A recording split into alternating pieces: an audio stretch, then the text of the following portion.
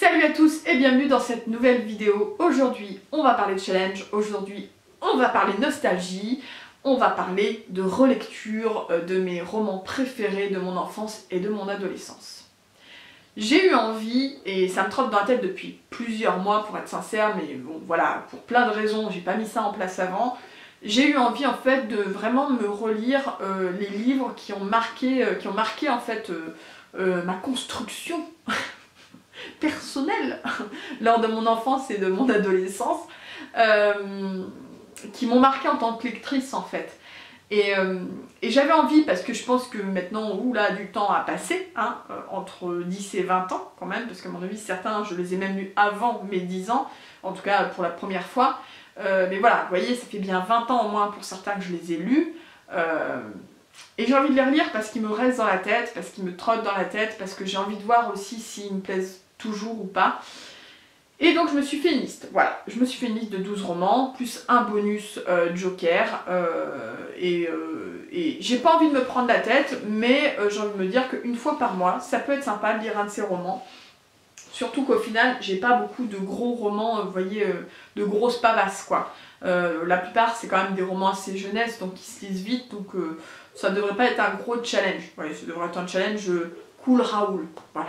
Donc pour ce challenge nostalgie, je vous propose de vous parler de tous les romans, enfin de vous les présenter. Je vais essayer d'être bref, je vais essayer comment dire, de pas vous expliquer à chaque fois ce qu'est le roman, juste de vous expliquer un petit peu à quel moment je l'ai lu et ce qui m'avait fait ressentir à l'époque.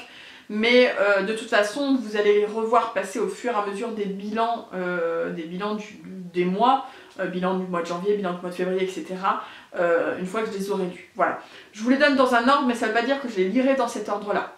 Donc le tout premier, bon pour le coup je l'ai déjà lu parce que c'est celui que j'ai lu au mois de janvier, et comme là je vous filme, on est le 29 janvier, voilà, il est déjà lu.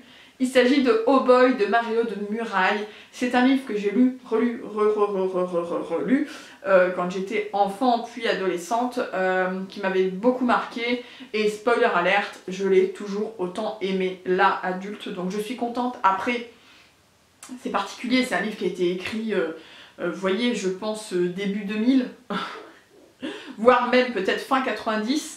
Je crois qu'il est sorti en 2000, je crois. Ça fait 20 ans quand même. Donc pour le coup, il n'y avait pas réellement internet. Je crois que c'est même marqué le Minitel dedans. Mais oui, il y a 20 ans, il n'y avait pas internet. Hein, voilà. Donc voilà, il y a des choses qui peuvent faire un petit peu tiquer parce que bah, à l'époque, c'était pas comme ça. Enfin, c'était pas comme maintenant.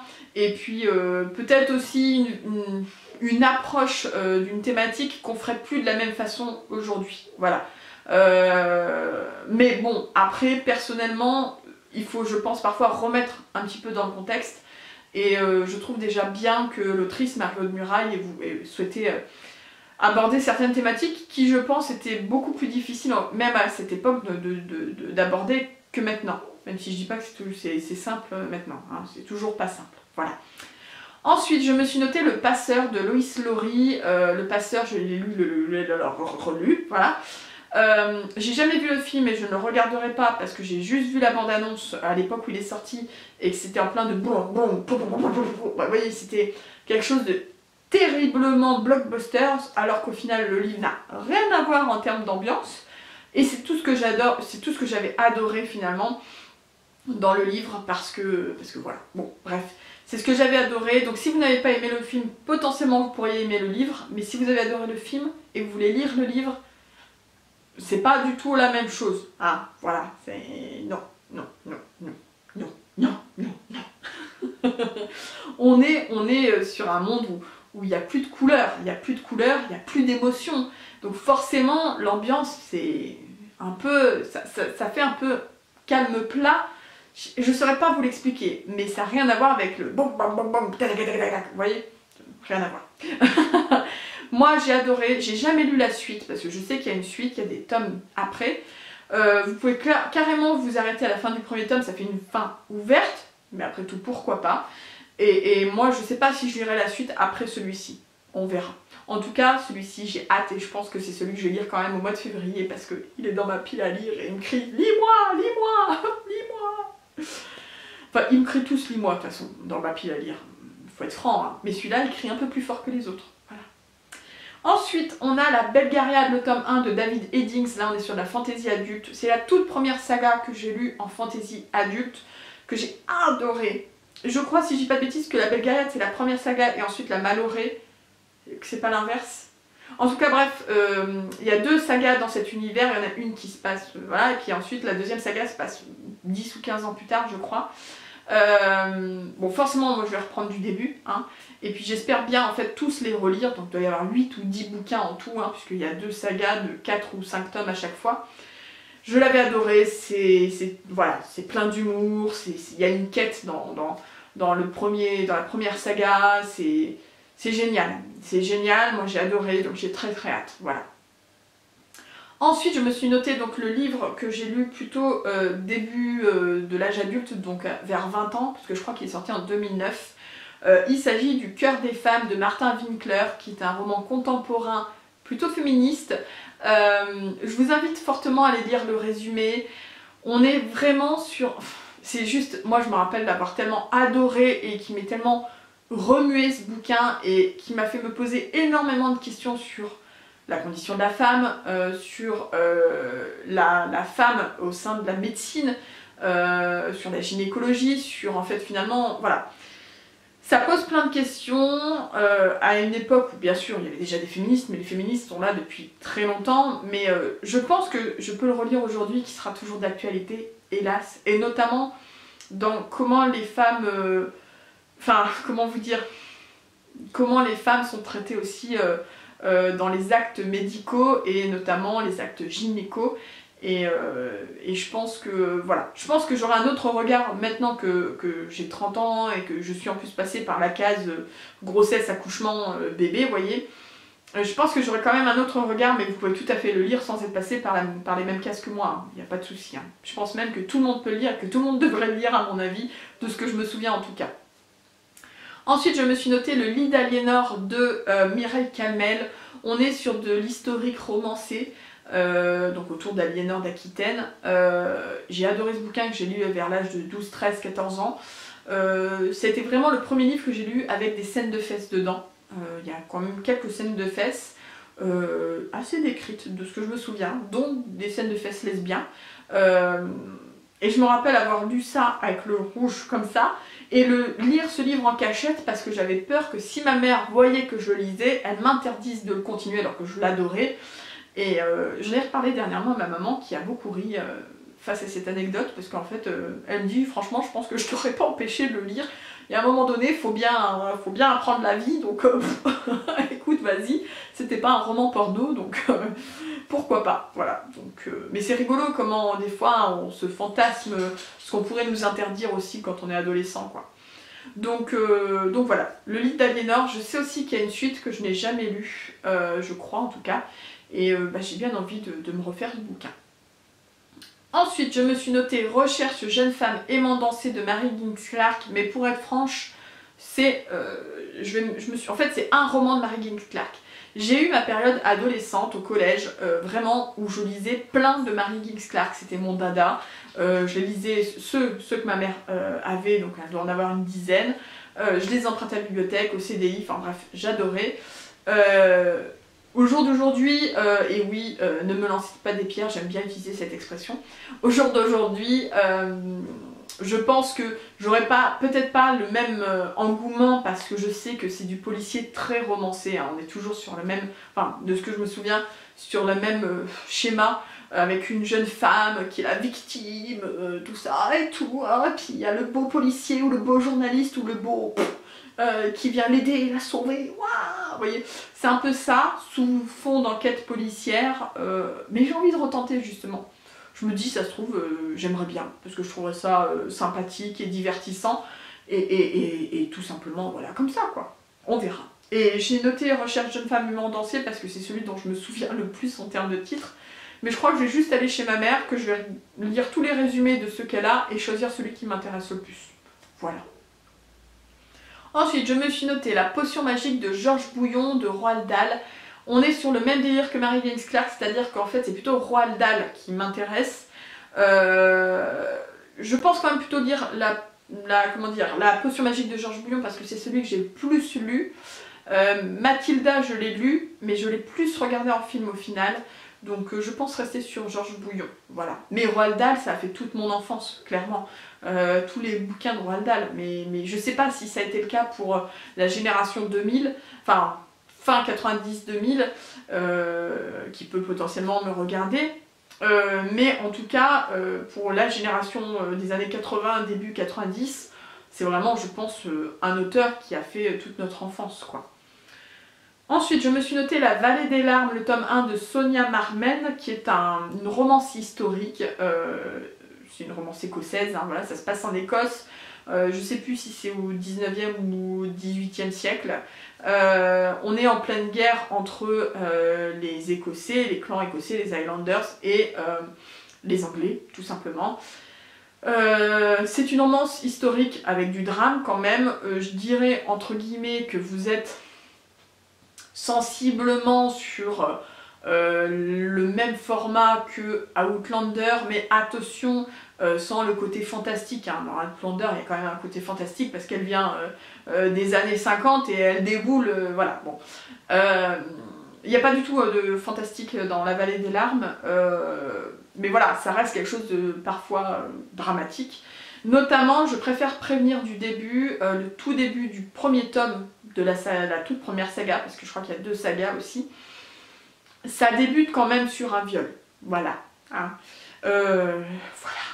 Bon, elle bute son violeur, donc c'est déjà bien, hein, mais ça débute quand même sur un viol. Alors, vous voyez comme quoi je m'en souviens alors que je l'ai pas relu depuis peut-être 10 ans, mais voilà, je préfère prévenir pour ceux que ça gêne, que ça dérange, en sachant que je me rappelle pas que ce soit spécifiquement détaillé, mais je sais qu'il y en a voilà, qui supporteront pas, et je crois bien que c'est pas la seule scène de viol qu'il y a dans la saga. Je vous dirai pas dans le tome, j'en sais rien, je me rappelle plus, mais je crois qu'il y en a au moins une autre, mais je suis plus sûre de moi. Voilà.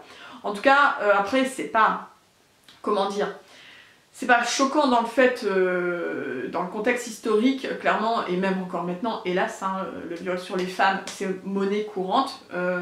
Mais alors en plus, dans un pays en guerre, comment vous dire que les femmes sont aussi utilisées pour faire du mal de cette manière-là, en fait, comme arme, je sais pas si on peut dire comme arme, en tout cas, voilà, comme punition, genre on viole ta femme, quoi, tu vois. Voilà. Ça existe encore actuellement hein, dans les pays en guerre, hein, donc voilà. Il faisait déjà pas bon d'avoir un vagin il y a 200 ou 300 ans, ou même encore avant, mais encore maintenant, il fait pas toujours bon d'avoir un vagin, hein, clairement. Voilà, voilà, c'était la minute féministe du jour. Voilà. Donc, clairement, au niveau de la condition de la femme, voilà, c'est pas ce qu'il y a de plus sympathique. Mais au vu du contexte historique, voilà, ça paraît cohérent. Hein. Mais je préfère prévenir. Ensuite, je me suis noté Lettre d'amour de 0 à 10 de Suzy Morgenstern. Suzy Morgenstern, tout le monde en parle avec la 6e, le livre, la 6e, je pense qu'on l'a tous lu aussi à un moment donné en 6e. Personnellement, j'ai aucun souvenir de ce livre-là et je ne me rappelle pas d'avoir plus aimé que ça, mais Lettre d'amour de 0 à 10, j'avais adoré. Voilà. Je ne sais plus pourquoi, mais j'avais adoré. Donc je le relis. Ensuite, je me suis noté le journal intime de Georgia Nicholson de Louise Renison. Je me suis jamais autant bidonnée de ma vie qu'avec ce roman. C'est purement adolescent. On suit en fait la vie d'une adolescente avec ses états d'âme et avec un humour mais décapant, Oh, j'ai tellement adoré cette saga. Alors je n'ai pas tout lu, j'ai dû lire 3 ou 4 tomes de la saga. Je pense qu'il y en a beaucoup plus, mais j'ai très envie de relire. Très envie. Ensuite, je me suis noté un autre Mario de Muraille, mais Mario de Muraille, c'est un peu aussi l'autrice qui a fait mon enfance, hein, pour être franche.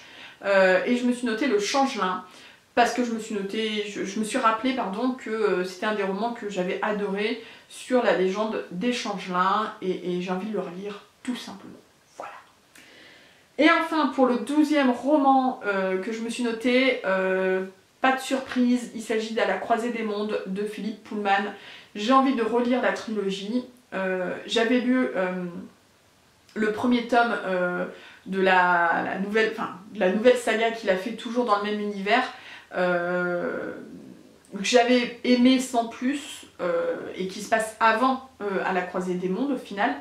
Mais j'ai envie de me relire à la Croisée des Mondes parce que j'ai envie de regarder la série télé et que je sais que le deuxième tome de la nouvelle saga, qui se passe normalement après à la Croisée des Mondes, est sorti en VO et je sais pas quand est-ce qu'elle sortira en VF.